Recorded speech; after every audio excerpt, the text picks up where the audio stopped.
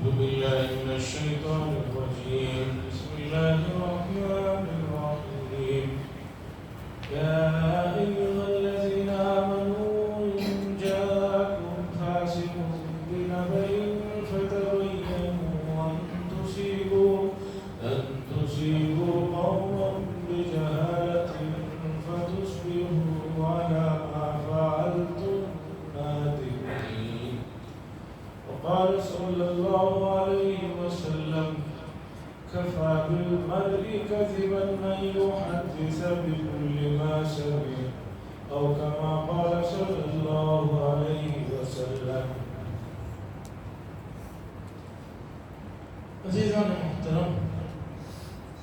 آج کی جو مجلس ہے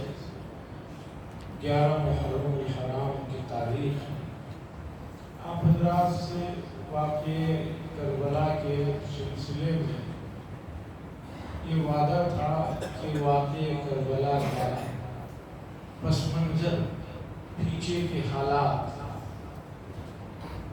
کیوں یہ واقعہ پیش آیا، اور اس سب سے بڑھ کر صحیح واقعہ کیا ہے، کیسے حالات بنتے گئے، اور اس سلسلے میں شیعہ لوگوں کی اپنی کتابوں میں اور حتیٰ کہ ہمارے اپنے کتابوں میں بھی ان لوگوں کی روایتیں اور ان لوگوں کی جو چیزیں آ گئی ہیں، اس کی وجہ سے اس واقعے کے سلسلے میں امت کا بڑا طبقہ ایسا ہے کہ صحیح صورتحال ان کے سامنے نہیں. کئی مرتبہ اس سلسلے میں خیال ہوا، لیکن واقعہ ایک بیٹھک کا تو ہے نہیں، تو امت زیادہ وقت دینے بھی تیار نہیں رہتی. لیکن اس مرتبہ ہمارے صدر محترم نے کہا بھئی یہ واقعہ سنانا چاہیے، بتانا چاہیے، اس لیے کہ بہت سارے لوگوں کو اس سلسلے میں صحیح علم نہیں، پوچھتے ہیں یا نہیں تو پھر ایسی محفلوں میں اور مجلسوں میں جاتے ہیں جہاں یہ واقعے کے نام پر دوسری خرافات اور دوسری چیزیں ہوتی ہیں. تو میں نے اللہ کا نام لے کر یہ واقعہ سنانے کا ارادہ کیا، اور اس سلسلے میں جو محققین اس پر کام کیے ان کو آپ کے سامنے رکھوں گا. سب سے پہلے سمجھیے کہ رسول اللہ صلی اللہ علیہ وسلم کے زمانے میں مدینہ منورہ مسلمانوں کا ہیڈ کوارٹر تھا، کیپٹل تھا. حضرت ابوبکر کے زمانے میں بھی، حضرت عمر بن خطاب کے زمانے میں بھی، حضرت عثمان رضی اللہ تعالیٰ عنہ کے زمانے میں بھی مدینہ ہی ہیڈ کوارٹر تھا. لیکن حضرت عثمان بن عفان کی شہادت کے بعد جو حالات پیش آئے، اس سے حضرت علی بن ابی طالب رضی اللہ تعالیٰ عنہ نے طے کیا کہ مسلمانوں کا جو ہیڈ کوارٹر مدینہ ہے اسے دوسری جگہ شفٹ کرنا چاہیے. کیوں؟ اس لیے کہ مدینے کی جو حرمت ہے، مدینے کی جو عظمت ہے، وہ حضرت عثمان رضی اللہ تعالیٰ عنہ کی شہادت کے زمانے میں پامال ہو گئے. ایک تو وہ حادثہ، اور دوسرا مدینے کی جو حرمت اس کی پامال ہوئی ہے. آئندہ بھی یہ حالات پیش آ سکتے ہیں، چونکہ ہر قسم کے لوگ ہیڈ کوارٹر آتے ہیں، اس لیے اس ہیڈ کوارٹر کو یہاں سے بدلنا چاہیے. تو آپ نے بدل کر کوفہ، عراق کا ایک شہر ہے کوفہ، اسے ہیڈ کوارٹر بنایا. حضرت علی رضی اللہ تعالیٰ عنہ کی خلافت وہاں رہی، اور کوفہ کے لوگوں میں وفاداری نام کی چیز نہیں تھی. یہ صرف اپنی ذاتی مفاد میں کو دلچسپی تھی، اور ایسے ہی ہوا کہ حضرت علی رضی اللہ تعالیٰ عنہ حضرت ہی کے چاہنے والے حضرت علی پر جانثار کرنے والوں نے دھوکہ دیا، غداری کی اور حضرت علی رضی اللہ تعالیٰ عنہ کی شہادت کوفہ میں پیش ہے۔ اس کے بعد یہ 37 کا واقعہ، یہ جو ہجری چل رہی ہے یہ 1445ویں ہجری ہے۔ ہجری کی شروعات ہوتی ہے جس سال رسول اللہ صلی اللہ علیہ وسلم مکے سے مدینہ منورہ ہجرت کر کے پہنچے ہیں، وہاں سے 1 نمبر شروع ہوتا ہے۔ 1 نمبر کہاں سے شروع ہوتا ہے؟ مکے سے ہجرت کر کے جو مدینہ پہنچے ہیں وہاں سے نمبر شروع ہوتا ہے 1۔ حضور صلی اللہ علیہ وسلم مکے میں 10 سال رہے، اس کے بعد آپ کی وفات ہوئی۔ اس کے بعد 30 سال تک چاروں خلفائے راشدین کی خلافت رہی، تو یہ ہو گئے 40 سال۔ تو حضرت حسین رضی اللہ حضرت علی رضی اللہ تعالیٰ عنہ کی شہادت کے بعد آپ کے بڑے صاحبزادے حضرت حسن رضی اللہ تعالیٰ عنہ خلیفہ بنائے گئے، لیکن آپ نے 6 مہینے کی مدت کے بعد حضرت معاویہ رضی اللہ امیر معاویہ رضی اللہ تعالیٰ عنہ کے ہاتھ پر دستبردار ہو گئے کہ آپ ہی اس کام کو سنبھالیں۔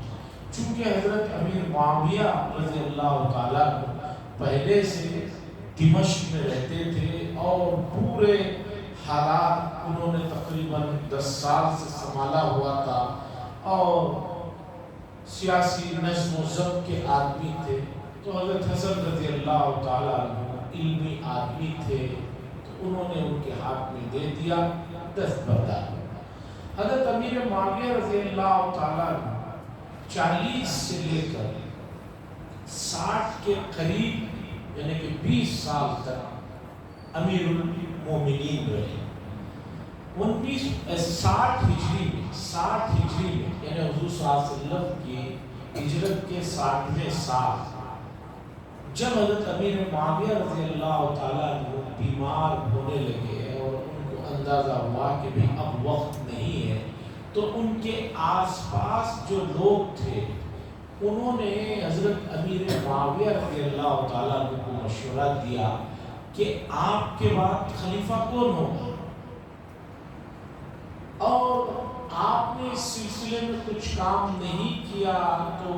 آپ کے وصال کے بعد حالات کافی بگڑیں گے، تلواریں نکلے گی اور جو ہے امت کا شیرازہ بکھر جائے گا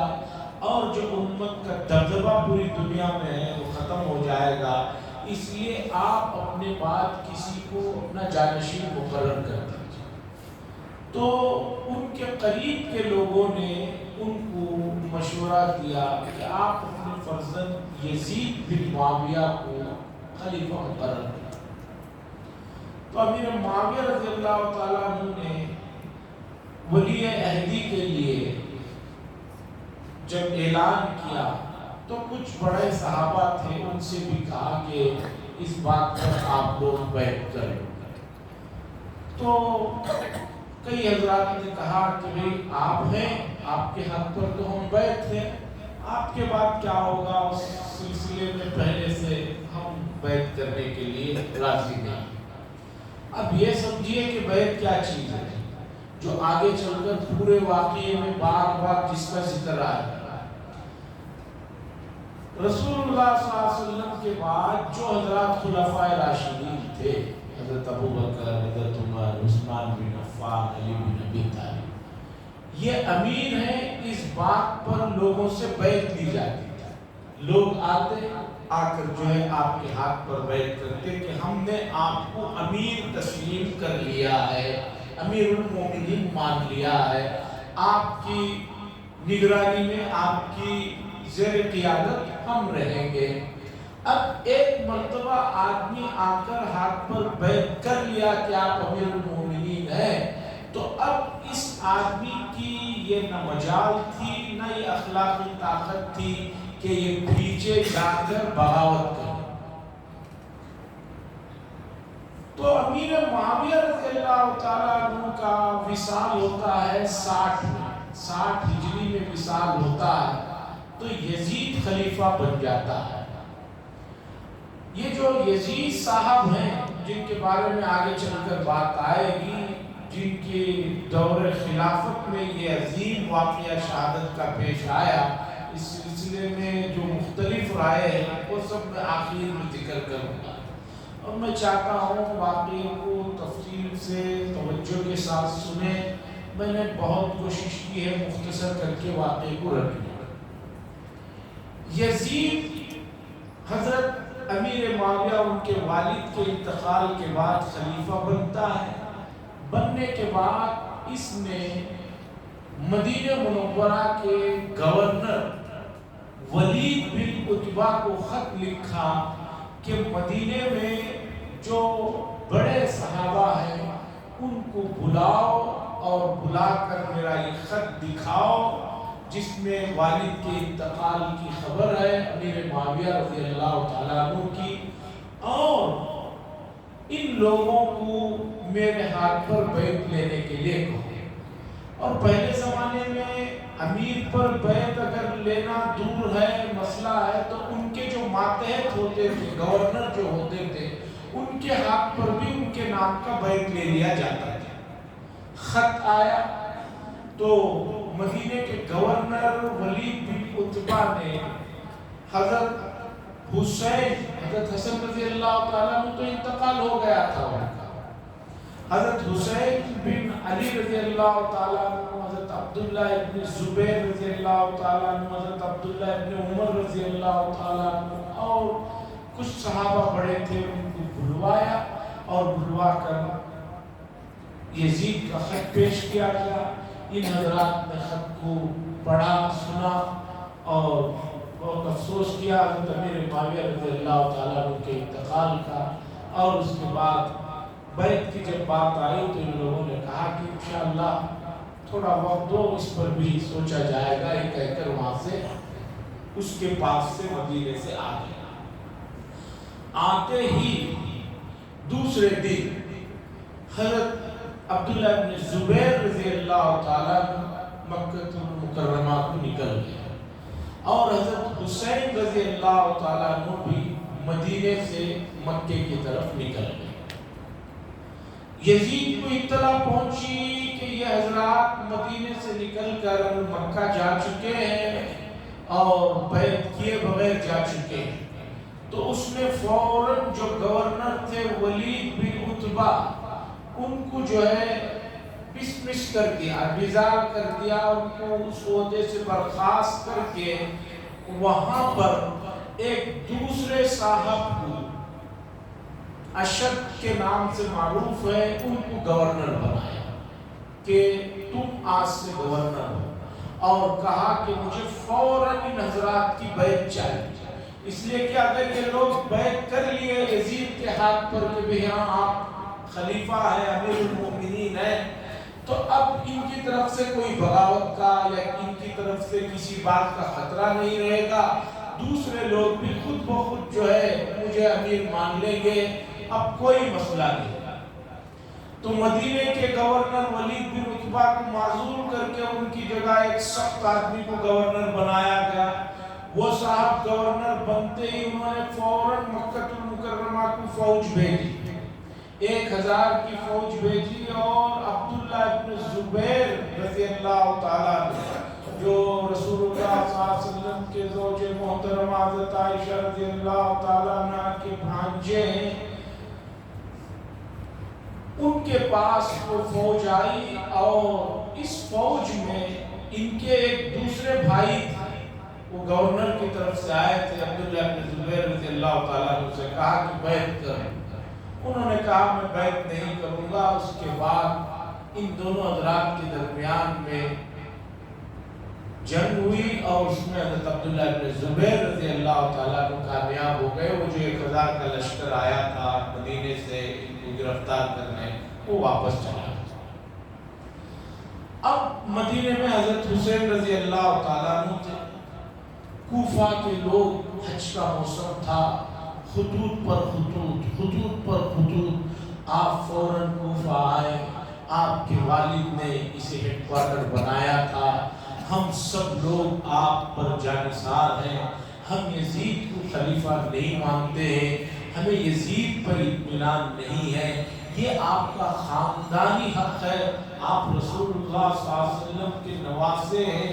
ہماری گزارش ہے کہ آپ فوراً جو ہے کوفہ تشریف لائیں۔ حضرت حسین رضی اللہ تعالیٰ عنہ مکے میں جب ان خطوط کو پڑھنے کے بعد اپنا ارادہ، جو بڑے حضرات تھے جیسے عبداللہ ابن عباس رضی اللہ تعالیٰ عنہ تھے، عبداللہ ابن عمر رضی اللہ تعالیٰ عنہ تھے، اور جو بڑے حضرات تھے، ان سے کہا کہ میرا ارادہ کوفہ جانے کا ہے، اس طرح کے خطوط آ رہے ہیں۔ تو ان حضرات نے، ان بڑے حضرات نے جو عمر میں بڑے تھے ان سے، اور رشتہ داری تو تھی، چچا زاد تھے، کوئی اس سے ہٹ کر آس پاس کی رشتہ داریاں تھیں، انہوں نے کہا کہ دیکھیے آپ کا بڑا مقام و مرتبہ ہے، آپ کوفہ مت جائیے، اس لیے کہ آپ کے والد کو بھی کوفہ والوں نے دھوکہ دیا ہے، ان خطوط کی بنیاد پر آپ مت جائیے۔ حضرت حسین رضی اللہ تعالیٰ عنہ نے کہا ٹھیک ہے میں سوچتا ہوں۔ اس کے بعد آپ اپنے چچا زاد بھائی مسلم بن عقیل رضی اللہ تعالیٰ عنہ کو کہا کہ تم کوفہ جاؤ، جا کر وہاں کیا حالات ہیں دیکھ کر مجھے اطلاع کرا۔ تو حضرت مسلم بن عقیل رضی اللہ تعالیٰ عنہ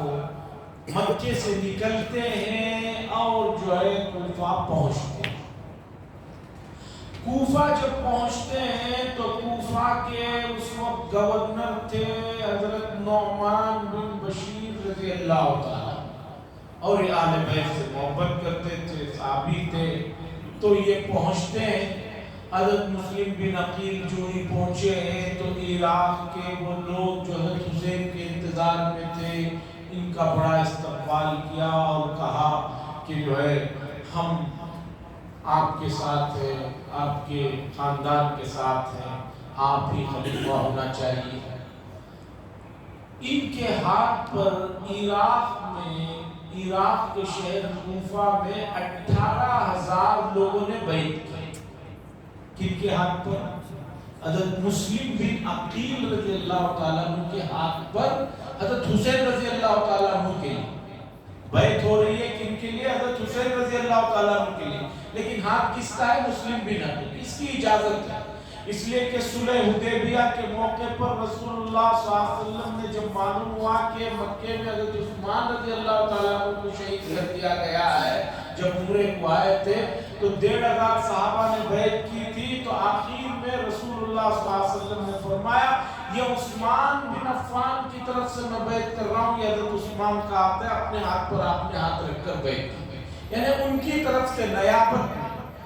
تو 18,000 لوگوں نے حضرت مسلم کے ہاتھ پر بیعت کر لی۔ تو حضرت مسلم نے فوراً جو ہے خط لکھا مکہ المکرمہ کو کہ آپ فوراً چلے آئے، لوگوں میں بہت ہی جوش ہے، بڑا جذبہ ہے، آپ کے لیے بہت جانثاری کا یہ دکھا رہے ہیں۔ خط مکہ المکرمہ کو پہنچ جاتا ہے، گھوڑے کے ذریعے سے پہنچتا ہے، 10-15 دن 8 دن جتنا عرصہ لگتا ہے۔ ادھر یزید جو خلیفہ ہیں ان کا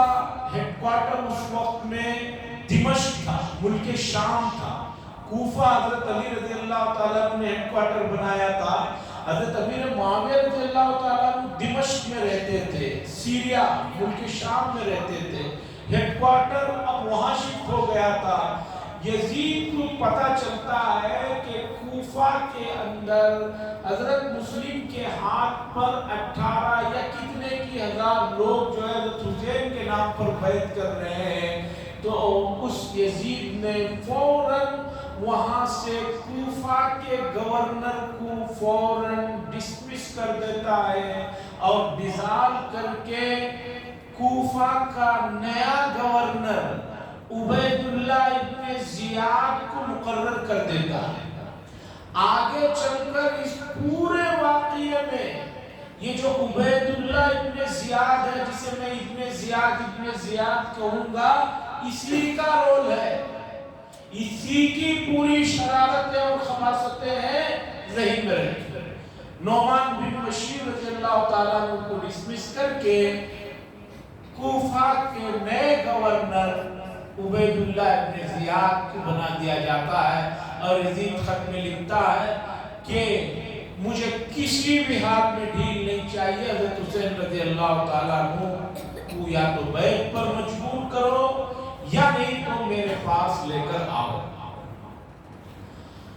हज़रत हुसैन रज़ियल्लाहु ताला अन्हु के पास वहाँ खत पहुँचता है, ज़ुल्हिज्जा का महीना रहता है, हज की तारीखें रहती हैं। हज़रत मुस्लिम ने लिखा था कि आप चले आइए, यहाँ हालात काफ़ी बदल गए हैं, आपके लिए लोग बहुत बेचैन हैं। आप वहाँ से निकलते हैं तो इन बड़े हजरात ने आपको समझाया कि आप मत जाइए, कूफा की मिट्टी में वफा नहीं है। लेकिन जो चीज़ क़ज़ा और क़द्र में तय हो जाती है उसके लिए असबाब बनते चले जाते हैं। जो चीज़ क़ज़ा में तय हो जाती है उसके लिए ऑटोमेटिक असबाब बन जाते हैं। उन्होंने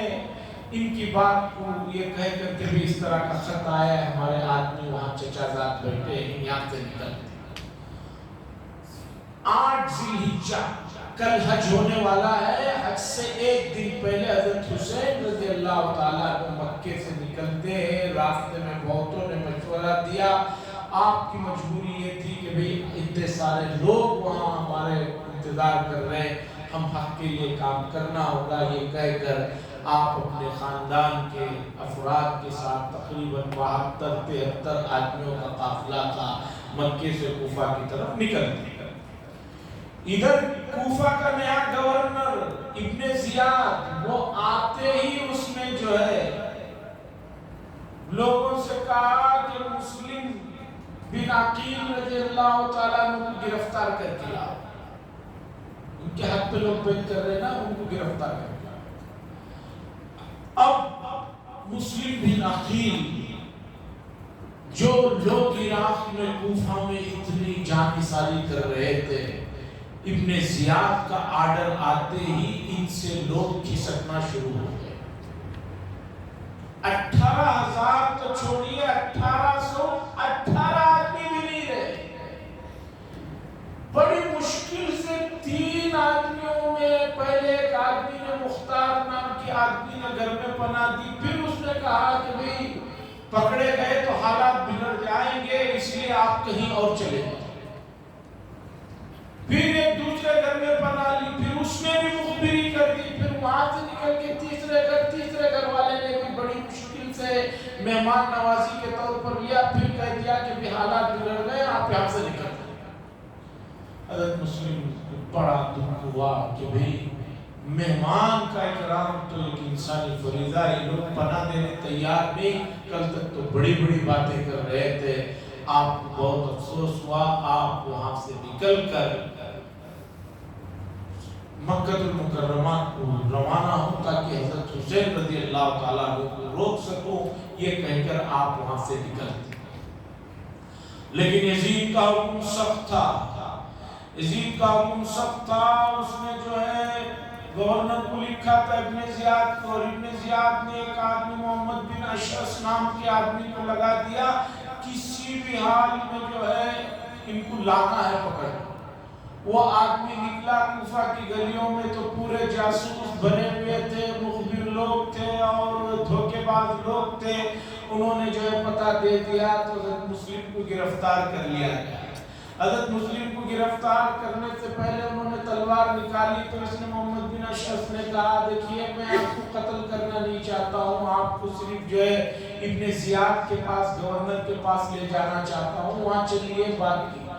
इन्होंने कहा कि भाई जान की अमान का वादा करो फिर चलूंगा, और उससे पहले मैं चाहता हूँ मेरे भाई हज़रत हुसैन रज़ियल्लाहु ताला अन्हु को एक खत लिख दूँ कि मैंने जो तुम्हें इत्तला दी थी चले आओ,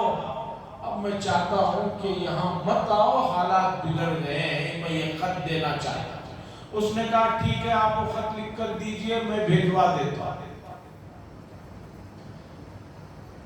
ادھر مکے کے گورنر نے وہاں اطلاع کرا دی کہ حضرت حسین رضی اللہ تعالیٰ نکل چکے ہیں، آپ ذرا عراق کے آس پاس میں ہی فوجوں کو رکھ کر جو ہے انتظامات کر لیں۔ تو مسلم جو خط لکھ کر بھیجا، وہ جو خط لے کر جا رہے تھے، راستے میں وہ صاحب بھی پکڑے گئے اور حضرت مسلم کو ابن زیاد کے پاس لایا گیا، گورنر کے پاس، اور لانے والے نے لانے کے بعد کہا کہ میں نے ان کو امان دی ہے، اب یہ واپس مکہ جانا چاہتے ہیں، مدینہ جانا چاہتے ہیں، اس لیے ان کو کچھ نہ کیا جائے۔ ابن زیاد نے کہا کہ تم سے کس نے کہا ان کو امان دینے کا، میں گورنر ہوں، مجھے معلوم ہے کیا کرنا ہے، یہ کہہ کر اس نے مسلم رضی اللہ تعالیٰ عنہ کو قتل کروایا۔ یہ خط لے کر ایک صاحب نکلے، اور جب نکلے اور حضرت حسین رضی اللہ تعالیٰ عنہ سے ملاقات ہوئی تو حضرت حسین رضی اللہ تعالیٰ عنہ قریب کوفہ کے آ چکے تھے۔ آپ نے وہ خط دیکھا اور پڑھا، پڑھنے کے بعد خاندان کے افراد کو اور آپ کے ساتھ اور بھی راستوں میں جو لوگ جم گئے تھے ان سے کہا کہ بھائی حالات کافی بگڑ گئے ہیں، اب میری خواہش ہے کہ جو حضرات میرے ساتھ رہنا چاہتے ہیں خوشی رغبت سے وہ رہیں، اور جو حضرات اپنے اپنی جگہ چلے جانا چاہتے ہیں وہ چلے جائیں، اس لیے کہ آگے حالات بہت کٹھن ہونے والے ہیں۔ اتنا سننا تھا، جتنے لوگ قریب کے دور کے جمع تھے وہ سب الگ ہو گئے، اب صرف خاندان کے 72-73 افراد رہے۔ آگے جا رہے تھے تو پھر گورنر نے، کوفہ کے گورنر نے خط لکھا اور ایک فوج بھیجی کہ کسی بھی طرح حضرت حسین رضی اللہ تعالیٰ عنہ کو گرفتار کر کے لاؤ۔ تو ایک شخص آیا، اس نے آ کر کہا کہ میں آپ کو گرفتار کرنا چاہتا ہوں۔ انہوں نے کہا کہ بھائی ہم تو خوشی سے آئے نہیں ہیں، ہمیں بلایا گیا۔ اس نے کہا مجھے کچھ نہیں پتا۔ انہوں نے وہ خطوط جو تھیلوں میں بھر کر تھے وہ خطوط کو دکھایا، اس نے کچھ نہیں مانگا۔ اس نے کہا کہ ابن زیاد کے پاس چلنا ہے۔ تو انہوں نے کہا کہ بھائی میں واپس مدینہ چلا جاؤں گا۔ بات چل رہی تھی تو ایک اور صاحب حضرت حسین رضی اللہ تعالیٰ عنہ کا پیغام لے کر جا رہے تھے، تو ابن زیاد نے ان کو پکڑوایا اور لا کر کہا کہ میں چھت پر تمہیں کھڑا کروں گا، تم سب لوگوں کو جمع کروں گا، یعنی کوفہ کے، تم ان کے سامنے حضرت حسین رضی اللہ تعالیٰ عنہ کی بہت برائی کریں۔ انہوں نے کہا ٹھیک ہے ایسے ہی کرو۔ تو ان کو کھڑایا گیا، وہ چھت پر کھڑے ہو کر ابن زیاد نے تو کہا تھا حضرت حسین پر طعن و تشنیع کرنا، انہوں نے کھڑے ہو کر حضرت حسین رضی اللہ تعالیٰ عنہ کی خوب تعریف کی اور کہا نواسہ رسول ہے، فاطمہ رضی اللہ تعالیٰ عنہ کے گوشے ہیں، کسی بھی طرح ان کے ساتھ دھوکہ ہو رہا ہے۔ جب یہ باتیں کہی تو ابن زیاد نے چھت پر سے ان کو گرا کر، قیس بن مسہر ان کا نام ہے، ان کو شہید کر دیا۔ اب معاملہ حضرت حسین رضی اللہ تعالیٰ عنہ کے سامنے 4000 کا لشکر آیا اور آ کر کہا کہ بھئی آپ کو ابن زیاد کے پاس چلنا ہے یا نہیں تو جو ہے بیعت کریں۔ حضرت حسین رضی اللہ تعالیٰ عنہ اس سے پہلے جب حضرت مسلم کی شہادت کی انہیں اطلاع ملتی ہے کہ حضرت مسلم کو شہید کر دیا گیا، تو آپ نے 72 افراد جو خاندان کے تھے ان سے پوچھا کہ بھی کیا کیا جائے، تو بہت ساروں نے کہا کہ بھئی حالات ہمارے ساتھ کارساز نہیں ہیں، ہمیں واپس چلے جانا چاہیے۔ لیکن حضرت مسلم کے جو حقیقی بھائی تھے، رشتہ دار تھے، انہوں نے کہا کہ کیسے واپس جا سکتے ہیں، بھائی کے خون کا قصاص لینا ہوگا، ہم آگے بڑھیں۔ حضرت حسین رضی اللہ تعالیٰ نے فرمایا کہ آپ لوگ جو مشورہ دیں گے میں اسی پر عمل کروں گا،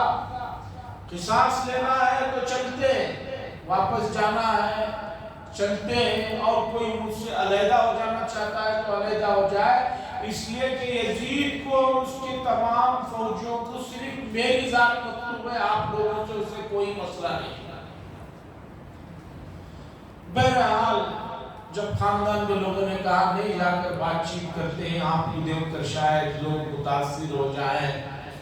کوفہ میں آتے ہیں، ابن زیاد کا گورنر آتا ہے، آ کر کہتا ہے کہ بھئی ایسی بات ہے، تو حضرت حسین رضی اللہ تعالیٰ عنہ فرماتے ہیں میں تمہارے سامنے 3 باتیں رکھتا ہوں۔ پہلی بات یہ ہے میں کوفہ آیا نہیں ہوں، مجھے بلایا گیا ہے، اگر کوفہ کے لوگ نہیں چاہتے مجھے، میں ابھی واپس چلا جاتا، یا تو مجھے واپس جانے دے دو،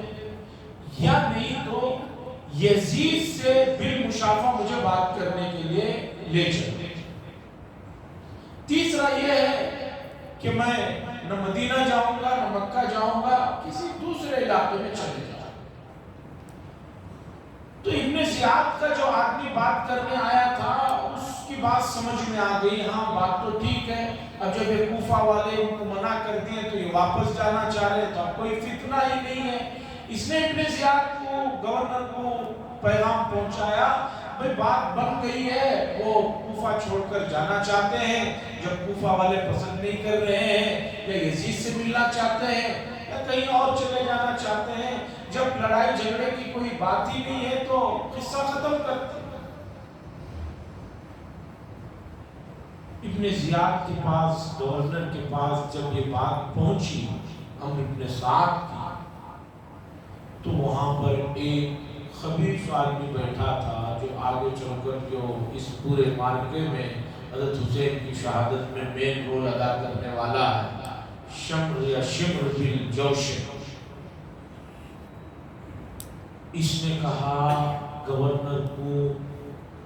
حضرت حسین رضی اللہ تعالیٰ عنہ یہ کہہ کر اپنی فوج جمع کرنا چاہ رہے ہیں، تم اپنے آدمی کو پیغام بھیجو ابن سعد کو کہ بھئی ہمیں وہ کچھ پتا نہیں، بیعت کرو یا میرے پاس رہو۔ اس آدمی کو یہ اگرچہ ایک زمانے میں حضرت علی رضی اللہ تعالیٰ عنہ کا حامی تھا، لیکن اب اسے حضرت علی اور ان کے پورے خاندان سے شدید نفرت سی ہو گئی تھی۔ اس آدمی نے گورنر کو ایسی پٹی پڑھائی، گورنر ابن زیاد نے خط لکھا، پھر جو حضرت حسین رضی اللہ تعالیٰ عنہ کے ساتھ ان کا کارندہ بات کر رہا تھا، میں وہاں تمہیں بات چیت کرنے، صلح صفائی کرنے نہیں بھیجا ہوں، میں تمہیں بھیجا ہوں کہ بات کرو اور ان کو جو ہے لے کر آؤ۔ شمر خود خط لے کر پہنچا تو وہ صاحب سمجھ گئے کہ پوری اس کی خباثت ہے، انہوں نے حضرت حسین رضی اللہ تعالیٰ عنہ کے سامنے خط رکھا، دیکھو مجھے گورنر کا یہ خط آیا ہے، اب حالات جو ہے میرے ہاتھ میں نہیں ہیں، آپ ہے تو ابن زیاد کے پاس ملاقات کے لیے چلیے، یا نہیں تو جو ہے آپ کو جو ہے کوئی دوسرا مرحلہ نہیں۔ حضرت حسین رضی اللہ تعالیٰ عنہ نے کہا کہ میں زیاد کے پاس کیوں جاؤں، میں تو اسی کے پاس بات کرنے کے لیے جا سکتا، لیکن یہ اور اس کے لوگوں نے کہا نہیں ہم آپ کو آگے جانے نہیں دیں گے، بلکہ جس جگہ آپ تھے اس کا پرانا نام طف ہے، اصل نام طف ہے، بعد میں جا کے وہ کربلا نام بنا، جس جگہ کربلا کہتے ہیں اس کا اصل نام ہے طف، بعد میں اسے کربلا کو جو ہے تبدیل کیا گیا، وہاں پر رکے تھے۔ اب ابن زیاد جو گورنر ہے کوفہ کا، اس نے کہا تھا کہ ان لوگوں کو بہت تنگ کرو، تنگ کرو، اتنا تنگ کیا کہ پانی کے لیے بھی مجبور کر دیا۔ 9ویں تاریخ کو محرم کی بات چیت کا پھر ایک راؤنڈ ہوا، حضرت حسین رضی اللہ تعالیٰ عنہ نے اپنے ساتھیوں سے پھر کہا کہ تم سب لوگ ابھی بھی رات میں مجھے چھوڑ کر چلے جاؤ، اس لیے کہ تمہارا ان سے کوئی تعلق نہیں، یہ لوگ صرف میرے دشمن ہیں، میرے سے ان کو خوف ہے، اس لیے کہ تم جانا چاہو تو چلے جاؤ۔ سب لوگوں نے کہا کہ ہم جو ہے آپ کو چھوڑ کر نہیں جائیں گے۔ اس کے بعد 9ویں تاریخ کو یہ لوگ جن کے اس پر تل گئے، تو حضرت حسین رضی اللہ تعالیٰ عنہ نے کہا بھی آج رات رک جاؤ، کل صبح میں بات کریں۔ رات کو آپ نے خوب اللہ کے سامنے گر گرایا، رویا، اور اپنے بہن کو اور خاندان والوں کو سمجھایا کہ بھی کسی بھی حال میں اللہ اور اس کے رسول کی نافرمانی نہیں ہونی چاہیے، میرے انتقال پر بھی واویلا مچانا یہ سب نہیں ہونا چاہیے، پیٹنا چاہیے۔ اس یہاں تک کا یہ جو واقعہ ہے یہ معتبر تاریخی واقعہ ہے۔ اس بیچ میں شیعہ لوگوں نے اتنے چیزوں کو بھر دیا ہے، اتنا کچھ ڈال دیا ہے۔ حضرت حسین رضی اللہ تعالیٰ عنہ کی شہادت ہونے والی ہے 10 محرم کے دن، 9 محرم کے دن پانی بند ہو گیا ہے، حالات بگڑ گئے ہیں، اور آپ کے سب سے چھوٹے بیٹے جو زین العابدین رضی اللہ تعالیٰ عنہ کے نام سے مشہور ہیں، 23 سال عمر ہے، وہ شدید بیمار ہیں، اور آپ کی بہن حضرت زینب بنت علی رضی اللہ تعالیٰ عنہ وہ پریشان ہے۔ لیکن اس سب کے بھی باوجود جو ہے شیعہ نے یہ بھی گھڑ دیا کہ اس دن ان کی مہندی ہو رہی تھی، ان کی شادی ہو رہی تھی۔ ذرا سوچئے، عقل میں آنے والی بات ہے، جنگ کے میدان میں ہے، پانی نہیں ہے پینے کے لیے، وہاں مہندی کی رسم چل رہی ہے، وہاں نکاح ہونے والا ہے۔ صرف شدت کو بتانے کے لیے بہرحال 9 کی رات گزرتی ہے، 10 کی صبح میں جو ہے جنگ کا آغاز ہو جاتا ہے، اور صبح سے تقریباً عصر کے قریب تک مرحلہ چلتا رہتا ہے۔ حضرت حسین رضی اللہ تعالیٰ عنہ کے پاس ٹوٹل جو ہے 72-73 افراد تھے، جس میں 30-32 آدمیوں کے پاس سواری تھی، 40 تو پیدل تھے، اور ادھر سے تقریباً 4000 کا لشکر تھا، اور اس میں سے 1000 لشکر کے ایک صاحب وہ آ کر حضرت حسین رضی اللہ تعالیٰ عنہ کے ساتھ مل گئے تھے۔ بہرحال جنگ شروع ہوئی، اور جو ہے تقریباً آل بیت کے 23 افراد کے قریب قتل کر دیے گئے، عورتوں کو اور جو بیمار بچے تھے جیسے زین العابدین رضی اللہ تعالیٰ عنہ وغیرہ ان کو چھوڑ کر جو ہے باقی مارے، ان کو قتل کر دیا گیا، شہید کر دیا گیا۔ حضرت حسین رضی اللہ تعالیٰ عنہ پر کسی کو ہمت نہیں ہو رہی تھی۔ آخر میں ایک زرع بن شریک نام کے آدمی نے حملہ کیا پیچھے کی طرف سے، پھر جب گرنے لگے تو ایک سنان بول کر آدمی اس نے حملہ کر دیا، آپ نیچے گر گئے۔ اس کے بعد یہ شمر جو تھا ظالم جابر، اس نے ایک آدمی کو متعین کیا کہ وہ سر کو ہی حضرت حسین رضی اللہ تعالیٰ عنہ کے الگ کر دے، جس نے اس بدبخت نے سر کو قلم کر دیا، اور وہ سر لے کر ابن زیاد کے پاس، اور تمام لوگ جو بچے وغیرہ تھے ان کو لے کر جو ہے ابن زیاد کے پاس پہنچا۔ ابن زیاد نے کافی وہاں پر بےہودہ قسم کی باتیں کی، تاریخ بتاتی ہے، لیکن جو لوگ وہاں پر تھے حق بولنے والے، انہوں نے کہا کہ تم نے کسے شہید کر دیا، کس کے سر کے ساتھ مذاق کر رہے ہو، یہ اہل رسول ہیں، ایسا نہیں ہونا چاہیے۔ یہ واقعہ یہاں مختصر ختم ہوتا ہے۔ اب سوال یہ رہتا ہے کہ یہ واقعہ کیوں پیش آیا؟ حضرت حسین رضی اللہ تعالیٰ عنہ کا جو واقعہ پیش آیا، اس کے پیچھے مصلحتیں کیا ہیں، اس کے پیچھے کیا چیزیں، اسے سمجھنے کی ضرورت ہے۔ سب سے پہلے آپ سمجھیے، حضرت حسین رضی اللہ تعالیٰ عنہ سے پہلے بھی بہت سے لوگ شہید ہوئے، حضرت عثمان رضی اللہ تعالیٰ، حضرت علی رضی اللہ تعالیٰ، اور اس سے بڑھ کر قرآن نے ذکر کیا کہ بنی اسرائیل نے بہت سے انبیاء کو آریوں سے درمیان میں چین دیا۔ قرآن کہتا ہے یقتلون الانبیاء، کہ بےہودہ بنی اسرائیل نے اپنے انبیاء کو قتل کیا۔ اس کی تفسیر میں ابن کثیر نے لکھا ہے کہ بعض مرتبہ 70 انبیاء کو ایک ہی دن میں ان یہودیوں نے قتل کیا۔ سوال یہ ہے کہ اللہ ہے، اللہ دیکھ رہے ہیں، سب کچھ کر رہے ہیں، انبیاء یقیناً حضرت حسین رضی اللہ تعالیٰ عنہ سے بڑے درجے کے ہیں، اس میں تو کوئی شک نہیں ہے۔ حضرات صحابہ انسان ہیں، انبیاء کا رتبہ ان سے بہت بڑا ہے۔ خود رسول اللہ صلی اللہ علیہ وسلم کو زہر دیا گیا اور صحابہ کا معاملات ہے۔ سوال یہ ہے کہ بھی یہ واقعہ جو پیش آیا اس کے کیا حکمت ہے، کیا وجہ ہے؟ ابن تیمیہ رحمہ اللہ نے لکھا ہے کہ سب سے پہلے یہ سمجھیے کہ سیاست اور حکومت کوئی آدمی کرے اور کتنی بھی نیک نیتی سے اور پاکیزگی سے کرے، پوروں کو خوش نہیں کر سکتا، اس پر ہمیشہ داغ دھبے لگتے ہی ہیں۔ اور اللہ چاہتے ہیں کہ حضرات سادات حسن حسین رضی اللہ تعالیٰ عنہ جو حضور صلی اللہ علیہ وسلم کا خاندان ہے، جن سے خاندان آگے چلنے والا ہے، وہ علمی اعتبار سے، فکری اعتبار سے، روحانی اعتبار سے سب کی نظروں میں مسلم رہے۔ یہ حکومت ان کے ہاتھ میں آئے گی، کتنی بھی نیک نامی سے کریں گے، لوگ ان پر داغ دھبا لگائیں گے۔ ہمیشہ کے لیے داغ دھبوں سے دھونے کے لیے اللہ نے اس خاندان کو حکومت نہیں عطا فرمایا۔ دوسری وجہ یہ ہے کہ شہادت کا جو رتبہ ہے وہ بہت بڑا رتبہ ہے، اور حضرت حسن حسین رضی اللہ تعالیٰ عنہ جس ماحول میں ان کی پرورش ہوئی وہ زمانہ بڑا ہی عمدہ زمانہ تھا، وہاں ایسے حالات نہیں تھے اس رتبے کو پہنچنے کے لیے، تو اللہ نے ایسے حالات بنائے کہ اس کے ذریعے سے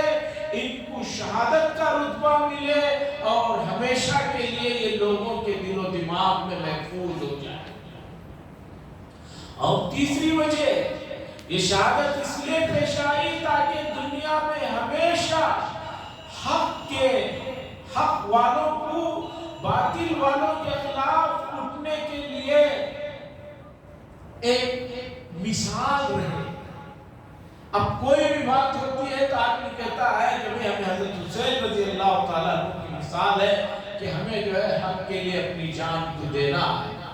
تو اس طرح کے راز ہیں، اس طرح کی سربستہ چیزیں ہیں، کچھ سمجھ میں آ جاتی ہیں اور کچھ سمجھ میں نہیں آتی۔ اب یہ بھی مسئلہ ہے کہ شہادت حسین کے اصل ذمہ دار کون ہے، اس کے بعد کیا ہوا اور اس کے بعد کیا واقعات ہوئے، کچھ اور تفصیلات ہیں انشاءاللہ مزید اگلی مجلس میں رکھوں گا۔ لیکن اصل بات یہ ہے کہ ہمارے لیے حضرات صحابہ کا مقام و مرتبہ بہت اونچا اور بلند ہے۔ حضرات صحابہ پر اس واقعے کے ضمن میں اگر کوئی بھی کسی صحابی پر تنقید کرتا ہے یا نقص کرتا ہے وہ ناقابل قبول ہے۔ بہت سارے لوگ واقعے کے جوش میں حضرات صحابہ پر بھی انگلی اٹھا لیتے ہیں، اس کی اجازت نہیں۔ یہ جو واقعہ پیش آیا ہے اس میں حضرات صحابہ کا رول بہت واضح ہے اور ٹھیک ٹھاک ہے۔